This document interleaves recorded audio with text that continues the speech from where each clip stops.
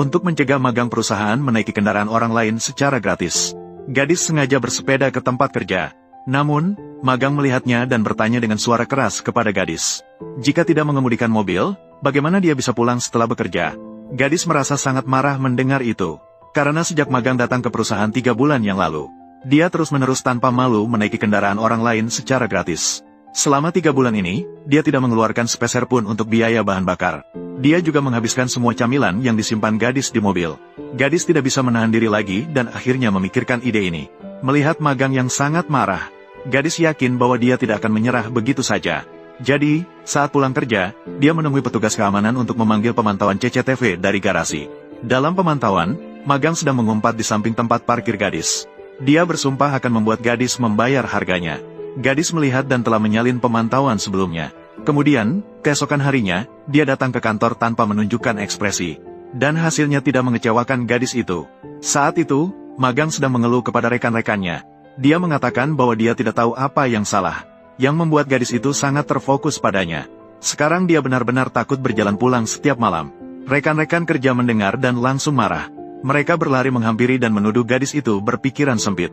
Bukankah hanya duduk di mobilnya setiap hari tidak akan menghabiskan banyak bahan bakar? Namun, menghadapi tuduhan banyak orang, gadis itu tidak berkata sepatah kata pun. Karena dia tahu jika dia membela diri, itu justru akan menguntungkan magang. Seorang parasit yang hidup dengan menghisap kebaikan orang lain. Begitu inangnya tidak lagi memberikan nutrisi, dia akan mulai menggigit dan mencemarkan nama baik dengan gila. Sekarang satu-satunya yang harus dilakukan gadis itu adalah menyiapkan panggung pertunjukan untuk magang. Dan seperti yang diperkirakan gadis itu, magang setelah beberapa hari terus-menerus mengeluh. Gadis ternyata tidak bereaksi sama sekali.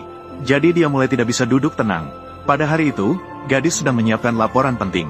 Magang tiba-tiba datang membawa secangkir kopi. Belum sempat gadis bereaksi, dia dengan sengaja menjatuhkan kopi itu. Dan kopi itu jatuh tepat di atas laporan gadis.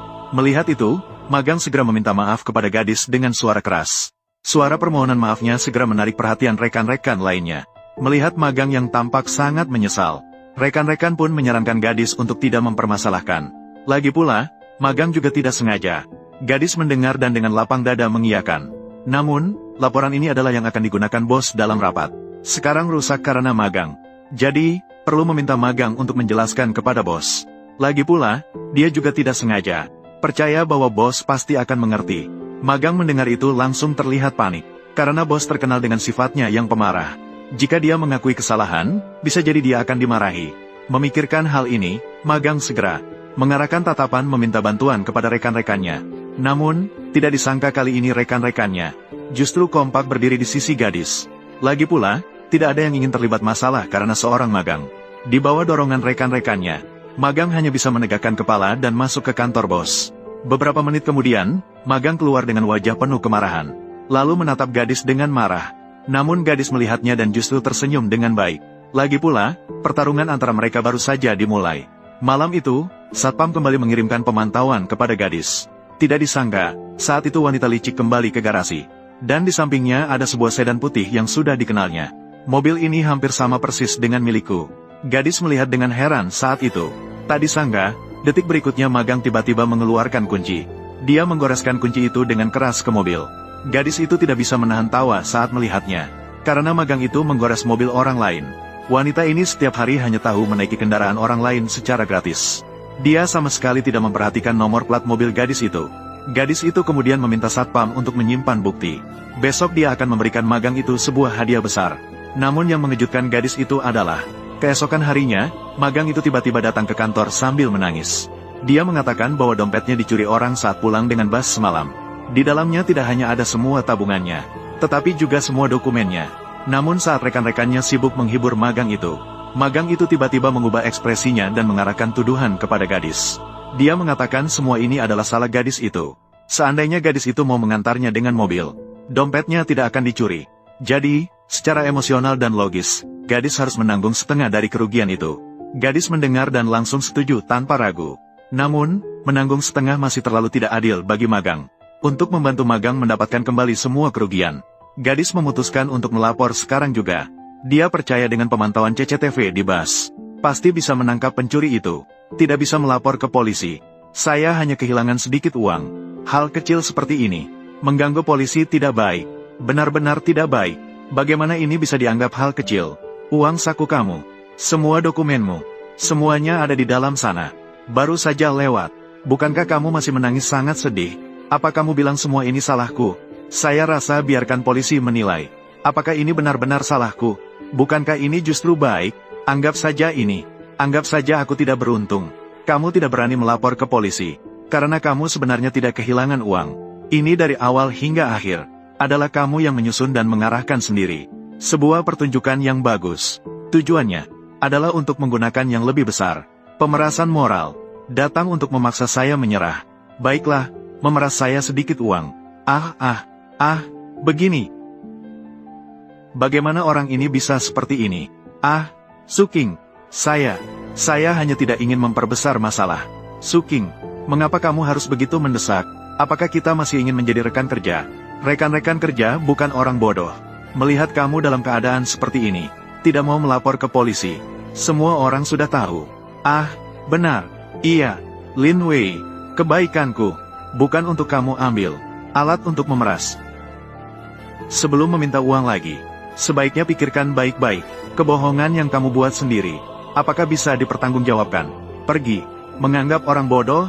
Ya, Lin Wei. Bagaimana kamu bisa seperti ini?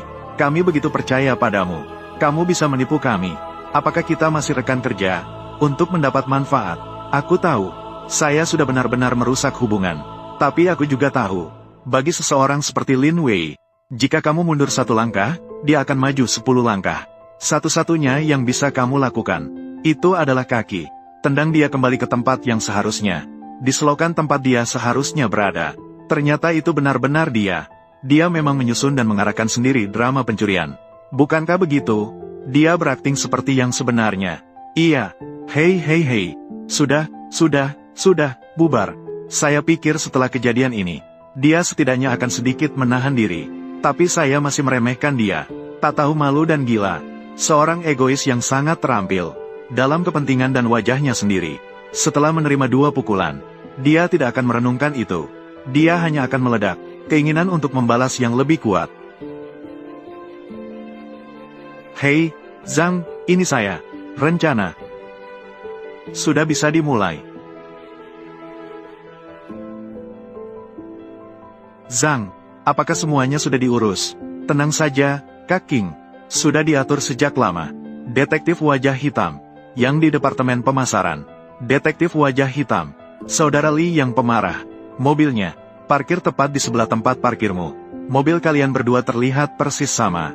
Dan warnanya sama. Lily Hei. Saya sudah memberitahu dia. Katakan saja itu adalah pemeriksaan pemadam kebakaran properti. Nanti mobil akan terjebak untuk sementara waktu. Yang tersisa tinggal menunggu instruksi Anda. Saya akan memanggilnya untuk mengambil mobil. Lily hehehe. Lily. Sisanya, tinggal lihat Nona Lin itu. Apakah dia akan terjebak? Ayo, nusuknya dengan pisau. Aduh, Suking, ini sudah dihentikan. Bagaimana saya bisa pulang naik sepeda? Kenapa tidak mengemudikan mobil? Jangan-jangan, mobilmu bermasalah, tidak bisa